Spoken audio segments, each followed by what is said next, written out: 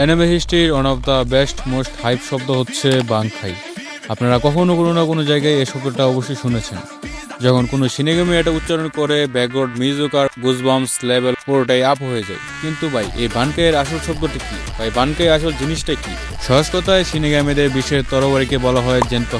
আর প্রথম release form হচ্ছে সিকাই, যেখানে তরবারির নাম ডেকে তাকে একটা নতুন রূপ বা পাওয়ার দেওয়া হয়। কিন্তু এটা জাস্ট ট্রেলার, আসল সিনেমা তো শুরু হয় পরের স্টেপে। যখন একজন সিনেগামী তার তরবারির ভেতরে থাকা সোল বা আত্মার সাথে পুরোপুরি ফিক্সড হয়ে যায়, তখন তাকে বাস্তবে রূপ দিতে পারে। তখন আনলক করা হয় সেকেন্ড বা ফাইনাল ফর্ম বাংখাই। এটা অ্যাক্টিভ করলে সিনেগামি পাওয়ার এক দেখায় 5 থেকে 10 গুণ বেড়ে যায়। কিন্তু ব্রো, বাংখাই অর্জন করা চারটিখানি কথা নয়, প্রায় 10 বছরের কঠোর সাধনা আর ট্রেনিং লাগে এটা মাস্টার করতে। এক একজনের বানকাই এক এক রকমের হয়। যেমনটা ইচিগোর বানকাই তাকে দেয় গড লেভেলের স্পিড, আর ওল্ড ম্যান ইয়ামামোটোর বানকাই হিট সূর্যের করে সমান করে দেয়।